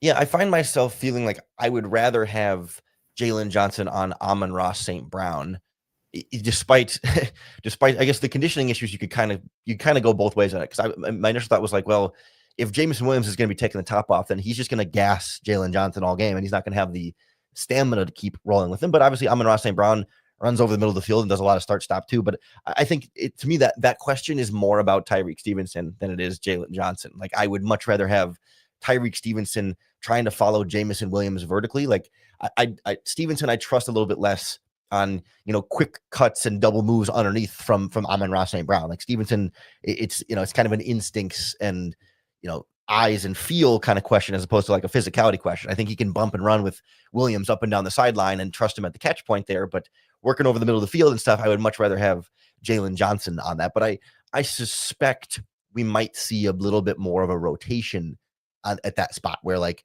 Jalen Johnson will play a couple drives and then Nahshon Wright will come in for a drive just because I don't expect him to be, in full, complete, total game shape in terms of endurance and stamina that, if a drive gets to be longer than 6 or 8 plays, then maybe Jalen does need a breather because he's just, you don't want to risk him getting outrun by somebody because he's still coming back, and you don't want to risk him pushing the injury or anything because it's soft tissue thing. So I think they'll be extra cautious with Jalen Johnson, and the hope is that your pass rush is disruptive against Jared Goff enough that you don't need elite cornerback play. I mean, heck, the Packers with all their, no-name cornerbacks did a pretty good job against this group, and they probably looked better against Washington on Thursday too than we give them credit for. But nonetheless, I think you can get by with a hobbled Jalen Johnson if you can do everything else defensively that you want to do, and then if you can't, you might be a little bit screwed on the back end either way. I'm anxious to see how Detroit comes up and attacks us, especially how they stop the run. And especially what they did, and then how they're going to adjust to Caleb and the pass game, the play action game, because I think it's the chess match to me is very, very enticing. It's very, very alluring, and I just want to see, Ken Ben Johnson, head coach now, right? Head coach, not just offensive play caller. Can Ben Johnson still handle this load of being a great play caller and a head coach? Because last week he had some miscues and. And even though he's a good head coach, he still got out-coached, in my opinion, by Kevin O'Connell. And we were excited for so long. We always felt like we would never be out-coached in a game with this guy because we had been out-coached so many times in the recent history. We're always out-coached, but now we got a guy. I just hope he has a better game as well, because if he does, this could be a completely different outcome than last week. Yeah, that was something I've been trying to rack my brain around from last week too, because I don't know, it felt like at least in the first half and maybe into the third quarter, the Bears were, at least Ben Johnson was out coaching Brian Flores, and maybe to some extent Dennis Allen was out coaching Kevin O'Connell. I mean, maybe call that a push just because at least because J.J. McCarthy is a rookie quarterback, and so I think there were some things where it's hard to just kind of coach around that. But obviously, the fourth quarter, both sides of the ball, the Bears got absolutely out coached, and the defense was low intensity, low energy, didn't really seem all that interested in being physical and blocking hard. And of course, the offense couldn't find any answers for Brian Flores' blitz along the side. And that's what made it feel so disappointing. And yet I think when I try to compare it to last year with Matt Eberflus, because that was the feeling, right? It's like, oh no, the Bears blew it again. This feels just like Eberflus all over again. But I think the difference for me is like, so often last year, the Bears would be out-coached for 3 quarters and play like crap until the fourth quarter, and then Caleb Williams would turn it on and they score 3 touchdowns and make it a close game against the Commanders or the Packers or the Vikings or the Lions. And it was like, oh, wow, the Bears finally get your hopes up at the end of the game and then blow it. Whereas this was like the Bears played well for 3 quarters and then blew it. But I can at least take some solace in the idea that playing good for 3 quarters is a lot better than having played good for about 1 quarter of games last season. And you feel like you're that much closer to being able to put together 4 good quarters. I mean, it's simple just to break it up by quarters like that, but it absolutely is like feel progress, even though the result in the fourth quarter didn't feel like progress. I think there was a lot more to build on there than we ever really had to build on last year against opponents like that, where you could just kind of feel outclassed for 3 quarters, and the Bears were lucky to get back in some of those games. Last question before we let you go, and I always appreciate your time, Lorin. Did Ben Johnson take his foot off the gas last week? That's a good question. Because on the one hand, it feels like a little bit less aggressive, but when your quarterback is missing and can't get into a rhythm, do you need to take your foot off the gas a little bit? Like I certainly don't think he was like intentionally going conservative because he thought the lead was big enough and so they didn't need to keep putting on points. Like I don't think it was like a aggressive, like not wanting to score more, or like a what's the word I'm looking for, like taking it for granted, right? It wasn't wasn't like they were content and said, all right, this was good enough. Now let's slow down. I think it was a process of like, they haven't been able to run the ball the way they want. The offensive line is struggling more than they think it is. And now the quarterback is struggling too. So can I try and slow things down a little bit just to kind of jumpstart this and restart and literally kind of slow your quarterback down, because maybe he's revving a little bit too high and trying to do a little bit too much. And obviously that wasn't successful either, but I can at least understand the approach of saying like, I need to do something differently. So let's try this. And that didn't necessarily work either. I mean, so I guess the very end, they drove down and got a touchdown there, but like it was only once the pressure was on him that it's kind of seen Caleb Williams with his back against the wall do that. But to me, it feels more like a head coach just trying to feel out what his players need and don't need in different in-game situations that you can't really replicate that at practice or even in the preseason, because the stakes are just different and you can never come up with every possible situation to prepare for. They practice how you want to play, but the intensity it's not there. It's because it's not game day, and you can practice hard as you want. The intensity is it doesn't match game day. It just doesn't. So I feel you. Hey, Lorin, great stuff, Papa. I appreciate it. Before you go, do me a favor. Let everybody know where they can find you and your work online. Yeah, I really appreciate you having me on, as always. You can follow me on Twitter at Cox Sports 1. It's like Fox Sports 1 with a C. And you can hear me 5 days a week over on the Locked On Bears podcast on YouTube or wherever you get your podcasts. Dude, great stuff, buddy. We'll be in touch soon. Bear the freak down, man. Bear down. Thanks for having me. Thanks again. All right, buddy. Guys, Lorin Cox from the Locked On Bears podcast, talking Bears football, man. I'm fired up. Man, I'm a little leery, but I'm fired up. I saw in the chat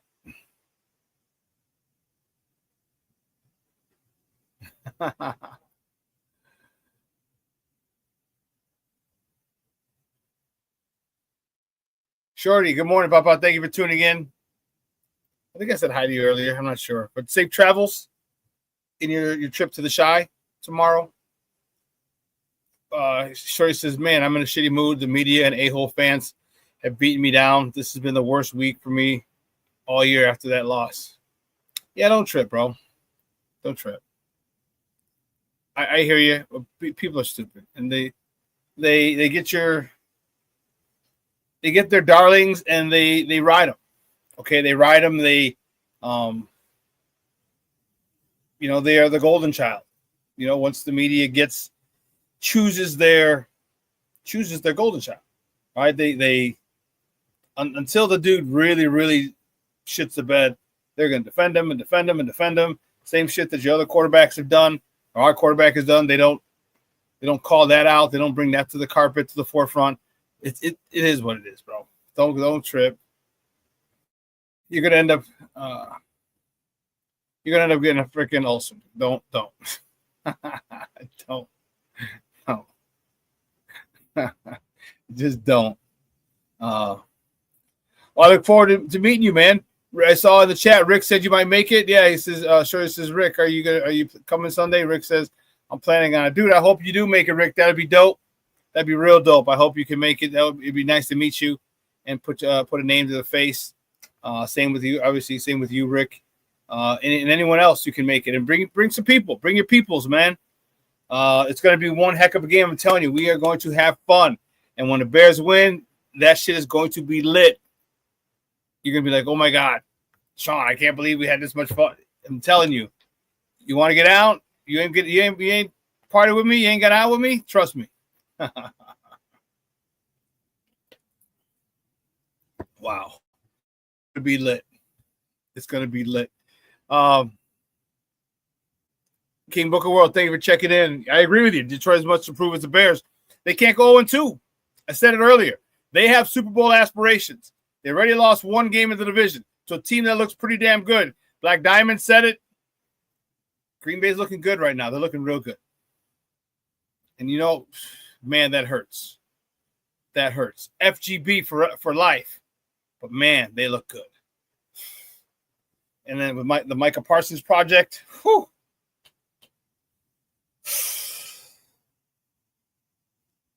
I was hoping his back would flare up. And it still might. It still might.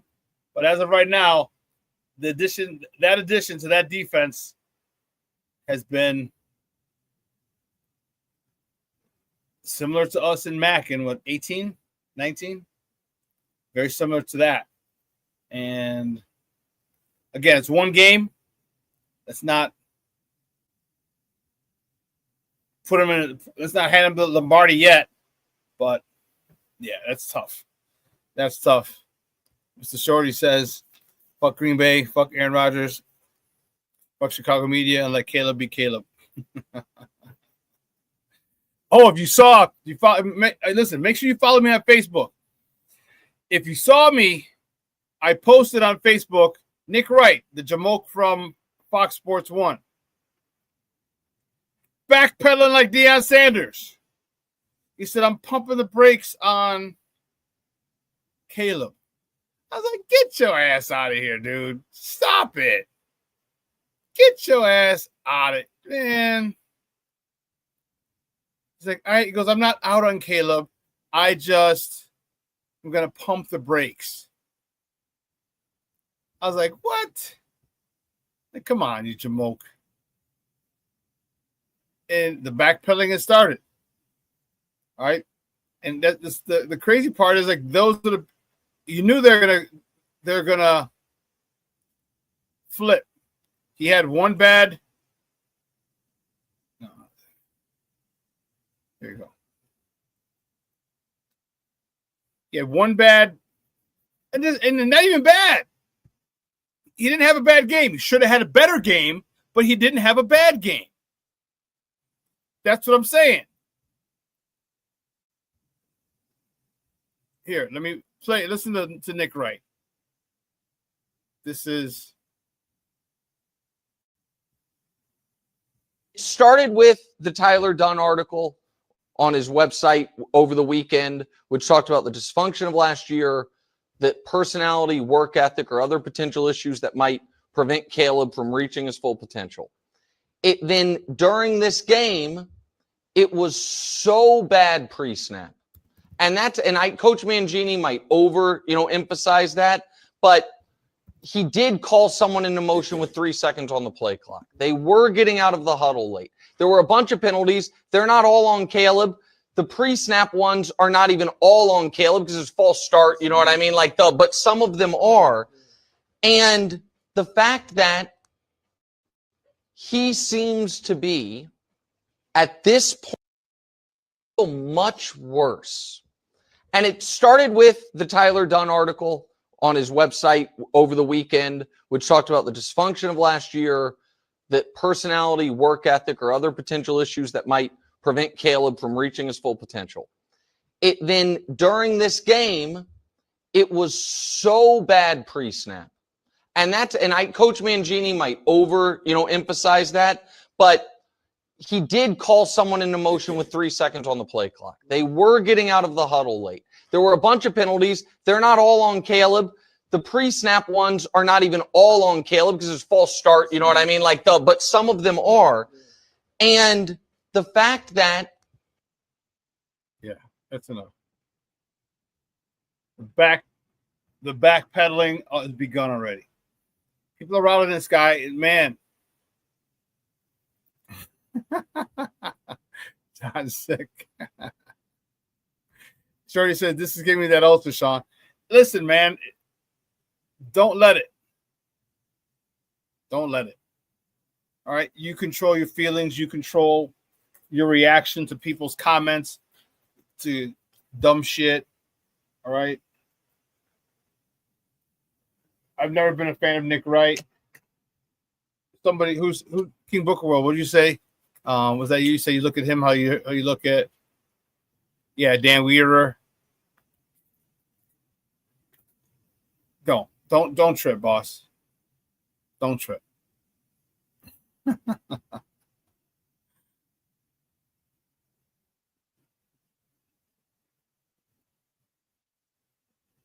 Michelle Walls, F National Media.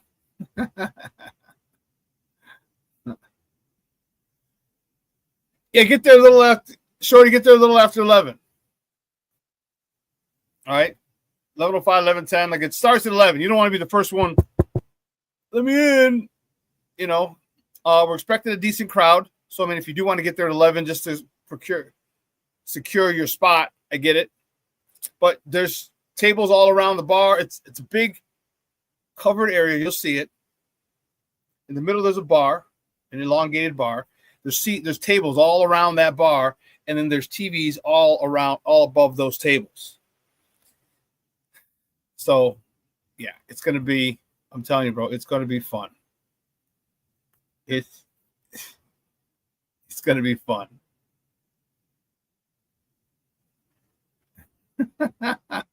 It's short. Him and Colin Coulter and eat a bag of, you know, this is why I'm glad you guys listen to me, because I'm going to give it to you real. All right. I don't take these stupid, hard takes. All right. No, just so you can walk in and say, I'm here for the viewing party. Or if you, instead of walking the front door, you can walk around the left, right? On the path, on the driveway, and you can walk around, because that's where the pavilion is. That's where we're going to be. If you walk in and say, where's the viewing party, they're going to send you right through the establishment, and you come out through the door. Or you can just walk around the side of it, the left side of it. When you're facing the building, walk around the left side of it. Yeah. Yes, I know. Is it a 28, Patty? Is it 28? That what he's going to be, 28? That's crazy. That's crazy. Yeah, 28, right? Because it's 97. I met him when he was still in your belly. When he was still in your belly.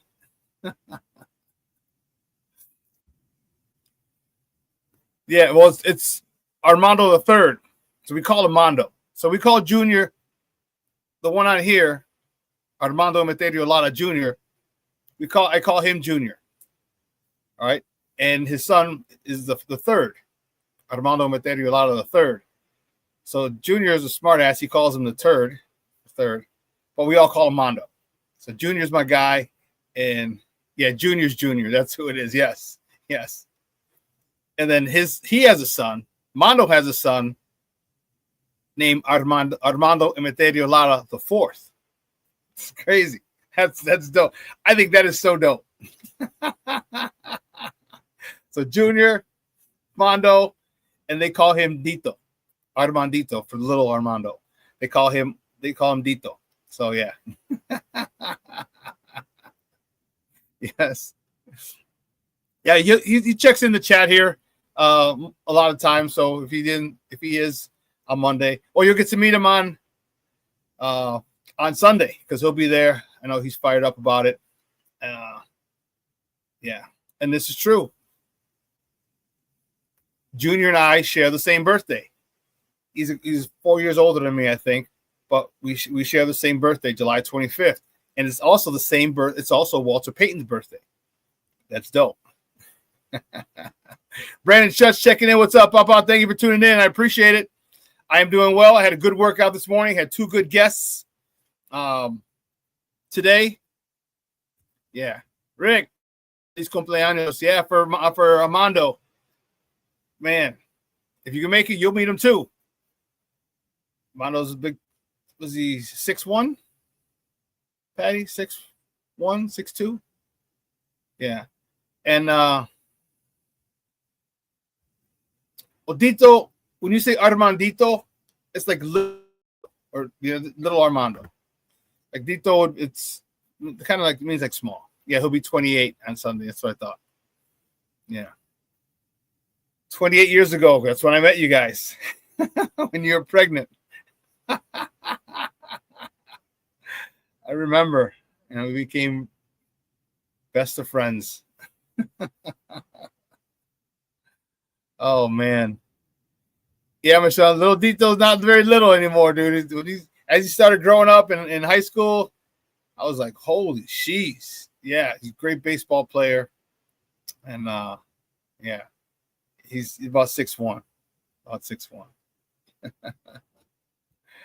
Yeah, we did become family. That's for sure. 28 years, almost 3 decades. Me, Junior, Paul, Caesar. That is crazy. But I am looking forward to Sunday. And truth be told, I'm looking forward to it to have all of us together. All right, to have a lot of us, not all of us, a lot of us together. I know Black Diamond said something came up, he couldn't make it. I'm like, that's cool, man. I know we got lives, man. King Booker World said he's trying to he's trying to move some things around and make it cool, man. I get it. If you can make it, wonderful. If not, I'm sure I'll have another one in a couple of weeks. I'm sure I'll have another one in a couple of weeks, and maybe you can get out to that one. It's going to be fun. I'm looking forward to it as much as I'm looking forward to the game. All right, we become a little bit of a family here. Just you guys support me, and I greatly appreciate it, which is why I'm having all this swag giveaways. So hopefully a lot of you guys win some of the t-shirts. I got some t-shirts. I got some hoodies. I got some quarter zips. I think I have a couple of these out there in the garage that I'm going to raffle off. So I have a lot of cool stuff, man. I really do. I got some koozies, so you can put your beer in. The guys throwing me some extra hats. So the hats are going to be dope. I'm telling you, I should be getting them today. It's going to be a fun time. It's going to be a fun time. If you can make it, please do. They have a great game day special. Okay, you don't have to get it. You can order something else, but the game day special is, wow, it's pretty fire. It is pretty fire. It's $48. It's an open bar, beer and well drinks. Okay, beer and well drinks. And then they give you a small order of nachos. It was open bar for the game. From the start of the game to the end of the game, open bar. And then they give you a small order of nachos, and then you get your choice of an order of ribs or an order of chicken wings. The chicken wings are big. So they got some other cool stuff too. They got some steak bites that are fire, some barbecue egg rolls that are fire. It is going to be awesome. Awesome.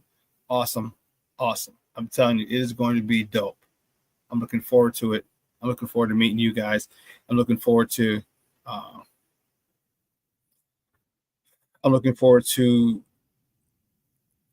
of us being together and watching a Bears win. That's Mr. Shorty. Oh, I invited Aldo Gandia from the Barroom Network. Don't know if he'll make it, but I invited him. Oh, that's cool, dude. Yeah, Aldo's awesome, man. Aldo's awesome. That's great. Yeah, all those brought a lot of people, put a lot of people on, and yeah. Brandon says, I like koozies. I can put a soda in it. Or you can put a soda in it. Yeah, a beer, soda, either way. But it's going to be fun, man. I'm excited. This should be coming today.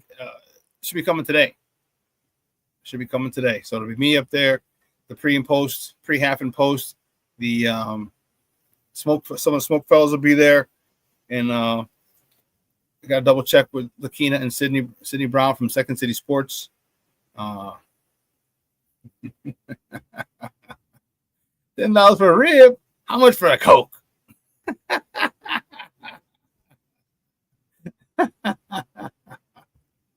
Good stuff, Shorty. Good stuff. I'm telling you, you're gonna like it. If you're a cigar smoker, I highly suggest you bring your cigars. All right. You'll be able to smoke cigars out there. If you're a crack smoker, bring your crack pipe. You can smoke it out there. I'm kidding. It's a joke. I got jokes.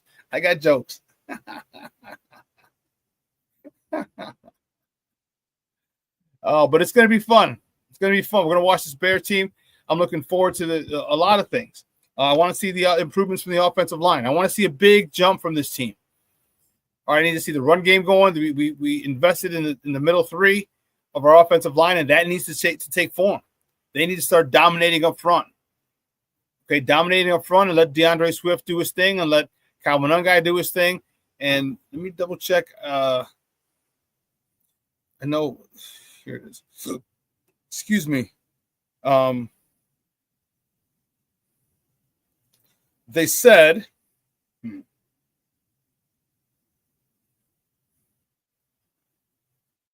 so as of yesterday, DJ Moore. Here, I'll show you the injury report from yesterday. All right, they're going to practice today, and the practice today, and then you can see they'll have another injury report for today, but you'll be able to see. Come on, maybe who's on it, their status. There we go.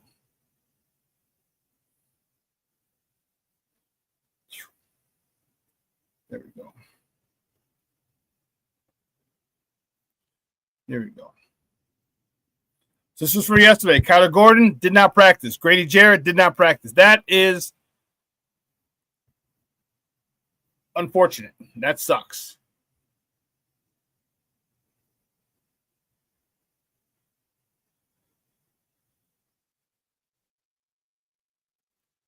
Yeah, Shorty, of course. If you have an extra cigar, I'm actually going to head to the cigar store after this, after I pick up the warden.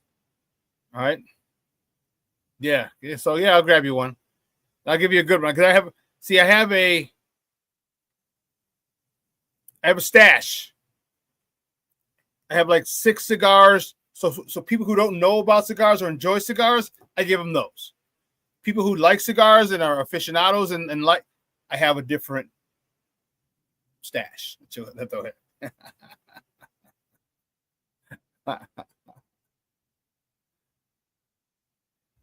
What are you talking, Brandon Shudge? They are going to come on today. I will ask him.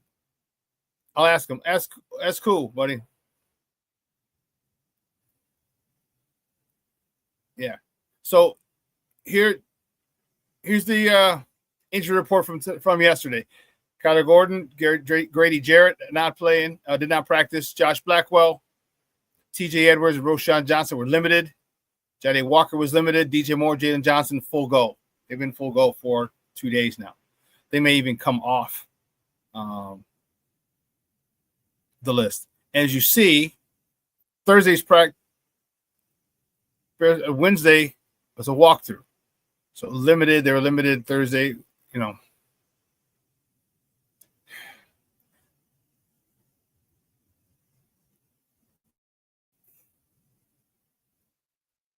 Brandon playing the Lions.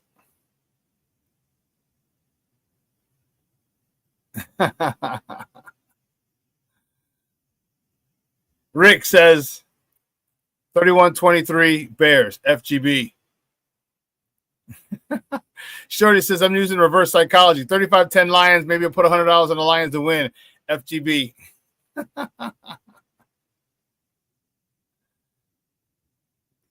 Nashawn Wright, yeah, you know what? He made up for a couple of passes he allowed with that pick 6. But this defense, they've got it. The one thing that I need them to do.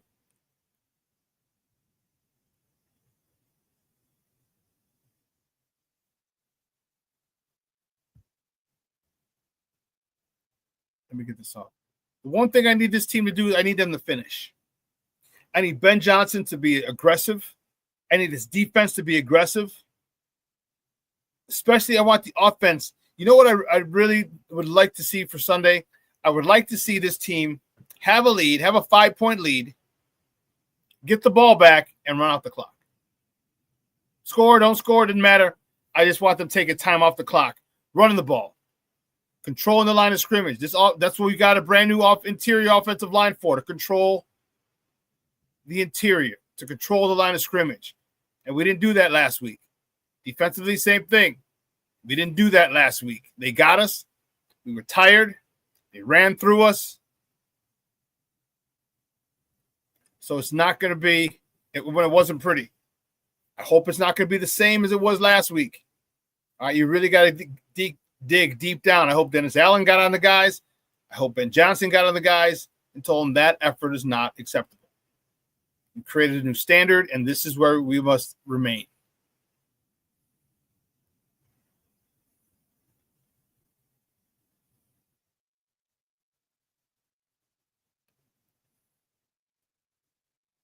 Well, here's the thing. He's not on the injury report. Yes, if Nashawn Wright injured, Kyler Gordon, Grady Jarrett, TJ Edwards, Josh Blackwell, Roshan Johnson, Johnny Walker, DJ Moore, Jalen Johnson. So he's not injured. If he's not on the injury list, he's not injured.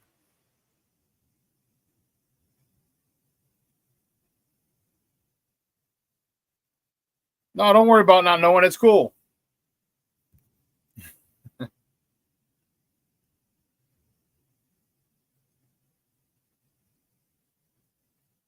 Brandon, I told you they're playing the Detroit Lions.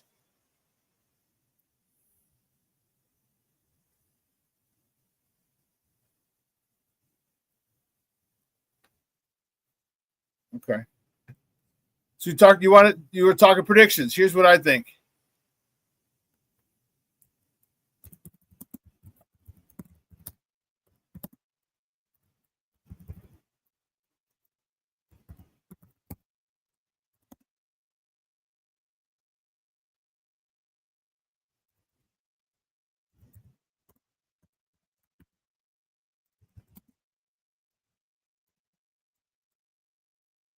Here's my prediction. Prediction. Pain. All my Rocky 3 fans. Bam.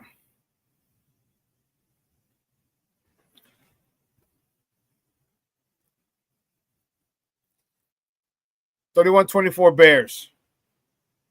Bears.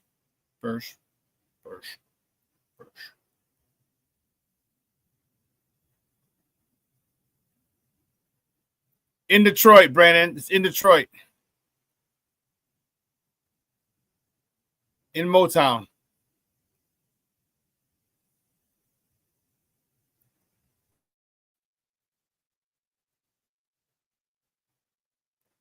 So I'm going to miss the beginning of the show to talk about your Cubs. I just talked about their upcoming weekend set against the Tampa Bay Rays.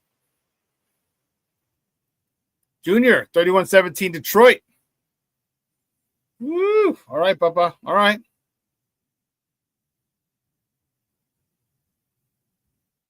Shorty says, I hope they win so the DJs sound better after the game. Man, I'm telling you, win or lose, that's just going to get lit. I'm telling you, it's going to get lit. Shorty, Rick, get your drink on during the game because it's going to be lit afterwards. I'm telling you, I love it. I love it. I love it. I love it too, Rick. It's going to be fun. It's going to be awesome. Which is why we're probably going to have more as long as the weather holds up, and then we'll probably be moving inside after that. They're talking about trying to enclose it. All right, because it comes down to like 6-8 feet above our head. All right, so 6 to 8 feet is open. All right, and then yeah.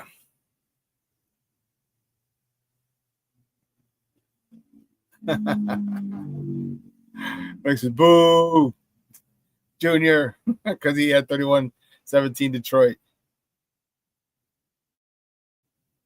King Booker will accept the challenge. I denounce the challenge.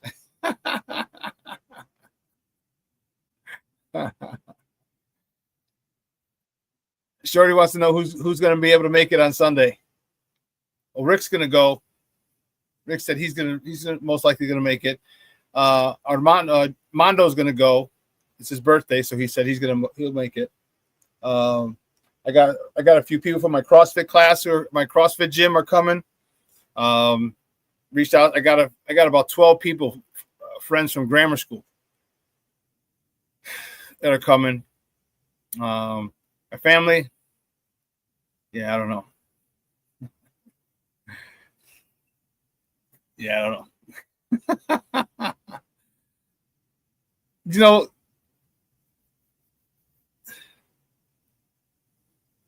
okay.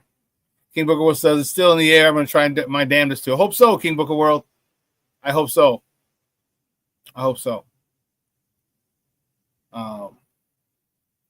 I hope so.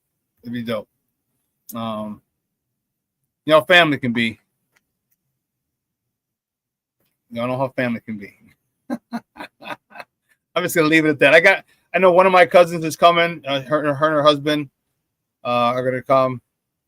He texted me the other day, can we bring cigars? I'm like, yes. So he's fired up. He's got some cigars he's gonna smoke. He's gonna bring Shorty, Mr. Shorty, I'll bring you one. Don't worry. I got a nice little selection. And like I said, I'm going to the cigar shop today. So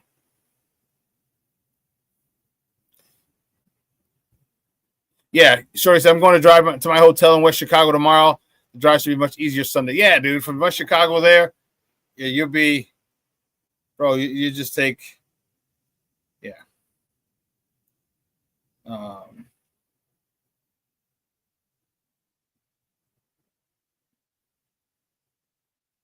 Let me see something from.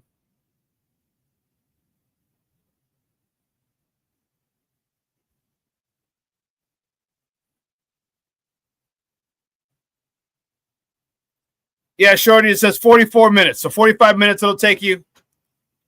And that's right now. So I don't know how much traffic's out there right now.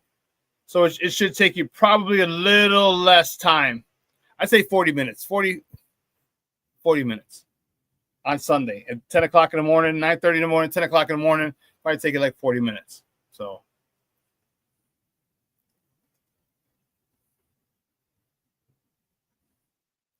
yeah, if you say 294 to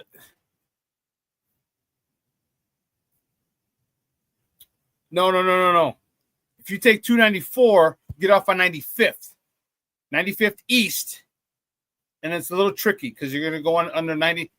Harlem is going to be like, it looks like an overpass. You have to go underneath it and then hop around and twirl around and take that north. If you get off by 95th, get off by 95th. If you're taking 294, get off on 95th. Okay, 95th East, and as you're going to come underneath the once you get off, you're going to go back underneath the expressway, and then straight ahead it'll look like another overpass, which it is, and that's Harlem. You're going to go and hang a right, which will circle you onto Harlem, heading north, and it's about 3 miles. So GPS, baby, it'll tell you. Yep. Yeah.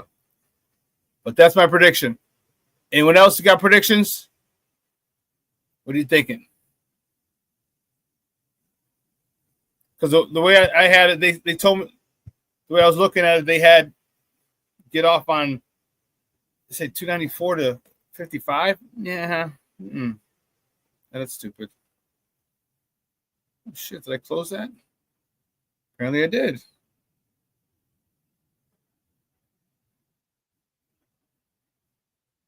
They got 88 to 355 to Stevenson. Yeah, you take 88 to 294. Yeah, you can take 88 to 294.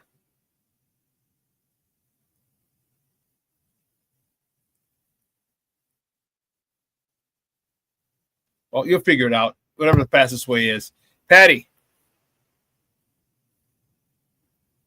Shorty says, looking forward to building some good memories Sunday, Shawn. Yeah, I agree. Likewise. Patty, she says 28-14 Bears. Yes, that's what I'm talking about. Yeah, I'm looking forward to it. Big Bears victory. I'm telling you, once they win. So I have a decent amount coming. I got a guy bringing 12 people. I got my cousin and her husband are coming. I have about 6-8 people from CrossFit coming. One of my other guys who's actually in town from San Francisco. When I went to San Francisco last year, I stayed at his hotel. He's in town. He might stop in. He's going to the Cub game today. He's a big Cub fan. So it's gonna be lit, man. It's gonna be lit. And I watch the Bears win is something that I'm excited about, and you guys are excited about as well. So listen. 2 hours is come and gone. I want to thank my guest, Mike Payton, for coming on, talking to us, giving us the Detroit perspective. And he worked for A to Z Sports. And he's at A2Z_Payton, Payton. I want to thank my man Lorin Cox from the Locked On Bears podcast for calling in, talking Bears football with all of us. Listen, let your loved ones know you love them, because tomorrow is promised to no one. Summertime Shy officially is over, but the weather is going to be beautiful. The 80s, mid-80s, all the way through next week, through next Thursday, mid-80s. That's what I'm talking about. So bring your shorts, all right? Bring your T-shirts. Bring your bear gear. Come bared out. I'll have probably this on or something else, Sports Zone Chicago, but yeah. And then don't forget, we have tons of raffles. I'm raffling off a FGB shirt, Coaching Matters shirts, a Sports Zone Chicago sweatshirt, some Sports Zone Chicago T-shirts. Yeah.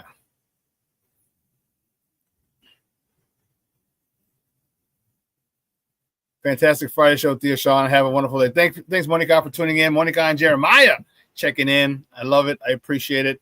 Mondo and Jacqueline. So Junior's son Mondo is going to be there. His girl, Jacqueline. Cool. King Booker World says 28-20 Bears. Stop, Bears. Stop, Bears. This is Shorty. This is a great show. Bear down. See you Sunday, Shawn. And most of you in the chat in a week. FGB, FCM, FAR, and LCBC. Fuck Green Bay, fuck Chicago media, fuck Aaron Rodgers, and let Caleb be Caleb. Yeah, I look forward to it, guys. All right. So,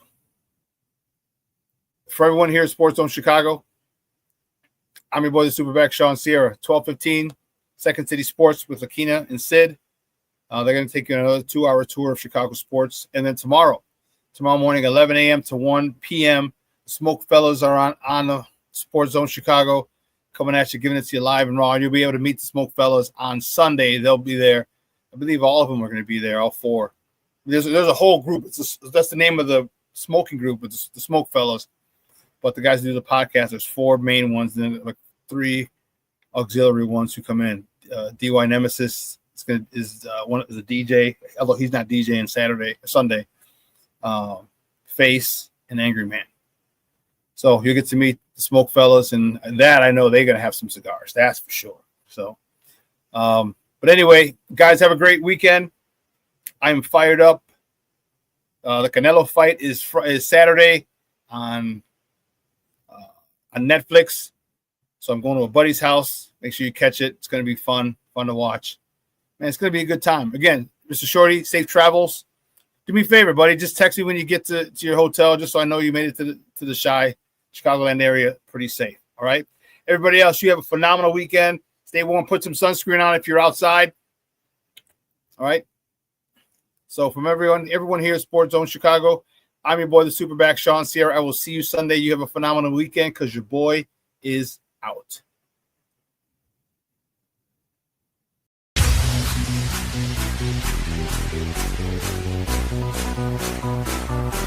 Come on, race the race. Get back.